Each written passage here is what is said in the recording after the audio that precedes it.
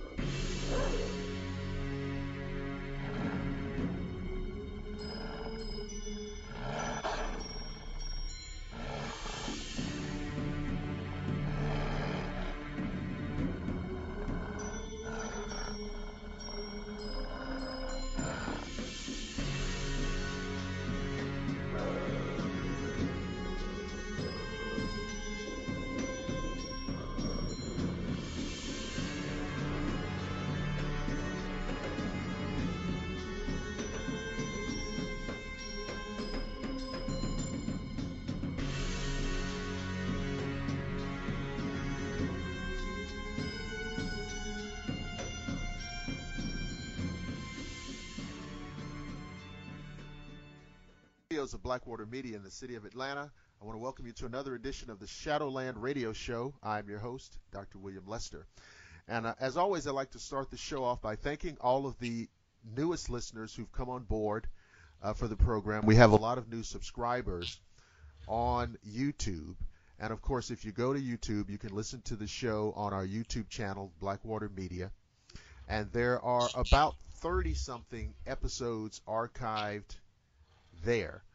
The same is true on Google Plus and, of course, on our Facebook page. Just type in Shadowland Radio Show on Facebook, and our page will come up. You can read about all of our previous guests. There's a couple of upcoming guests that we are previewing, and you can listen to several episodes there. And finally, you can go to our homepage, which is shadowlandradioshow.com, and all episodes going back more than a year, uncut, are there for you to stream on whatever mobile device you have. I know there's some people who are telling me, well, they've got iPad, okay, they've got Kindle, no problem, they've got iPhone, no problem. Will it work on Android? Of course. So no matter what your mobile device is, you can listen to the show at either or all of those places. Now, our guest today is a person that's been a friend of mine for a long time, and I've known this person in a lot of different capacities, from working in on-air radio situations, and also through a medium that we're going to be talking about. We're going to be talking about books and book publishing and writing and things like that. She is the founder, owner, CEO, treasurer, and chairwoman of the board for Stellium Books. Annette Munnich, welcome to the Shadowland Radio Show. Thank you so much. It's just a pleasure to be here. And, like you were saying, old friends, we go back a long way. I think to like 2007, maybe. Yeah. It's like maybe 3 or 4 networks ago. Right. Yeah. A lot of networks ago. Yeah, we went, we started at one place and then went to another place. And and now, and it's so funny because with working on all those networks and doing all those shows, you meet people and people come and go, and it's like, okay, all these years later, I don't know if any of those networks are still on the air or online, and I don't know what most of those people are doing, but here we are. Here we are. And we've still found a way to keep ourselves on the air, and but we've known each other for a long time, and so you're not really doing radio so much anymore as you have moved into publishing, and you have created Stellium Books. And now, I was telling you, some of the fans of the show probably know about Stellium Books because we run the ads during our video slideshow presentation. But what I want you to try to tell the listeners is, why is Annette Munnich interested in book publishing, and how did we get to now the creation of Stellium Books, which is like a really cool, dynamic little company that we're going to talk about today? Well, that's actually a really big question. All right. And if I answered it right and well, I would go all the way back again to the beginning because I have a background, as being a graphic designer. And that took me into promotions. And I was working and still work as a publicist. And I worked for a lot of authors. And in fact, I worked for you with your book. Hello. Remember? I did. And I want to talk about some of the problems that authors have. Okay. Because along the way, that got me thinking, that I'm seeing these things over and over again with people. And that ultimately led me to start doing this myself, because I'm not only publishing, I offer publishing services. If someone just needs a cover, that's okay. Or Right. they need promotional materials when they need somebody to format or something. But I worked with a lot of authors. My first client was an author. I'd say at least half my clients have been authors, and also continued working with radio people. But the authors, they finish writing a book and they're so happy and proud. It's like they're, ready to put a flag on the top of the Himalayan mountains. Right. And then there's all of this coming towards them that they're not really anticipating, which is questions about publishing. They may or may not have a publisher. They may be planning to self-publish. They may be marketing themselves. They will be marketing themselves, because even the publishers that I worked with that were with, very established publishing houses found that they might get a little help in the beginning. And then after that, the author was going to have to learn how to promote themselves and keep the ball rolling, which, these are things that nobody stops and thinks about when they get this great idea to write a book. Well, yeah, and because you get overtaken by the idea. Right. And that's not really, to be honest with you, that's not necessarily enough to sell it. And, as you were talking, I was thinking about there was an individual who is also in radio. I'm not going to call their name out because they're like really big, a really big radio personality. And they have a lot of name recognition. And they were more or less boasting and bragging that their book had sold millions of copies. And I was thinking to myself, well, did this book sell millions of copies because it's such a great piece of literary art? Or is it because you have so much name recognition, you would sell millions of copies of anything with your name on it? Right? And so that's what happens. Especially with these large publishers, these large corporate publishers, where you get somebody, a celebrity or a rock star or a politician, and they have this name and face recognition. And you can put their face on it, you put their name on it, and it's gonna sell. It's gonna sell. But for folks like us, that's not what happens. Okay, that's true. That's not what happens. And also, it's a totally different world. Publishing is totally different from what it used to be. Yeah. When you think back, to someone writing on a typewriter, Yep. and then taking all of, these pages and sticking it in a manila envelope and sending it off, and then a check comes in the mail if you're accepted. And you don't worry about it going into stores, and you don't worry about things. It just ends up there. Right. And you're already writing your next book. So, we've come so far from that. I guess there might still be somebody writing a book on a typewriter somewhere, but I kind of highly doubt it.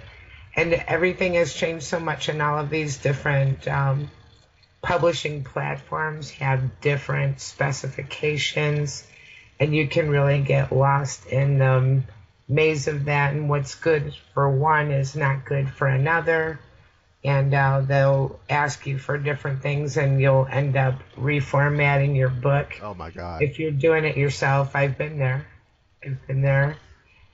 Yes, you've shared some of the horror stories, the joys of formatting and reformatting. Oh my God. And how much fun is working in, what is it, the notebook thing? Oh yeah. Okay, well, I had one where I had to copy the whole book and put it into Notepad, and all Notepad, it was I had the words and I had the punctuation. I had to reform the whole book for them, which was called nuclear reformatting. And it took me a couple of days to do. It's worth it, but you don't think when your book is good enough to be over here on this platform, then you think it's good enough to be anywhere. I just send it in and find out that they have different requirements. It gets kind of complicated. It can be daunting. It's not what it used to be, because I remember spending a fortune, and you have to include the self-addressed stamped envelope, which is basically prepping you for the rejection. You pay for your own rejection. Right. Or else they never even tell you. You just wait. Somebody comes and dusts you off every now and then, and you just wait. They still might take my book. But, okay, the difference between traditional publishing, which they still kind of do it that way to an extent, but for the bigger publishing houses, you need an agent. Right. They don't take unsolicited manuscripts and stuff like that, And then basically just a little overview. You might wait 6 months to find out if you're accepted or not. And if you are accepted, you might wait another year for that book to come out. And the commission, the royalty for your book is going to be pretty low. It could be around 10%. But, if it's an enormous publishing house like, Penguin Books or Bantam, or pick your favorite, they're going to be on all the store shelves, not just in this country, sometimes in other countries as well. And so, it's the thing where, if you made 10 cents on $1, but, you sold, 1 million, you still make a lot of money. But what I'm laying out for you right there is the royalty system, and also I'm laying out the time frame. It's nothing fast. I've had authors with more traditional publishing that it's kind of funny because they're going on the radio and they're talking about their new book when the book that they just wrote in between that book and their new book coming out is already done, and they're already waiting for that one to come out. So for them to shift gears and go back, they're kind of going back a ways to thinking about, this book, because they've already written a whole nother book in the meantime. And, what they're talking about now and promoting now was actually written 1.5 years or 2 years ago. So that's traditional publishing, and then there's self-publishing, which is a big can full of all the things that you don't even know that you don't know. Um, but it can be done. And, we have Amazon. Amazon is the standard. They do make it like they help promote your stuff. If you're a brand new author and you don't have anything really, like you were saying before, connected to your name to make you notable in any way, it can be kind of tough. But it is nice that they have that there and it's in place and you can do that. I think a lot of people get unrealistic expectations, and Totally. we joke about this all the time, thinking, people, first of all, if you're an author, they think you're, sitting in a cabin and watching your ducks swim by on your lake and smoking a pipe and, typing away. Right. And that's the lifestyle. And if you have a couple of books, then you have a lot of money. Oh, You're just loaded. yeah. And, it happens. But, I would never tell anybody that they're not going to make any money. I mean, I've never seen a book not sell anything. But It's got to sell something, right? there's also the funny thing with authors where this is the book that has their heart and soul in it, and this is the book that they love. And yet this other book that they just wrote on a whim or a lark is the popular book, and this book goes not very far. And this is the book that really was, heart and soul for them. And it's hard to predict these things. And I would also say, besides the fact of being a notable person, another thing that can happen, your book can take off because it ties into something that's going on at the time. It's current somehow, it's timely somehow. And it just kind of catches the wave. And we know about that one too, how that can happen. All of a sudden, everybody stops and turns around and goes, "Oh, look at you!" And all of a sudden, you're not invisible anymore because you tied into that wave of the current consciousness. And so you can't really predict. It's difficult to predict, and the history books are filled with authors that people said that their book wasn't good and they weren't a good writer, and they turned out to prove everyone wrong in a very big way.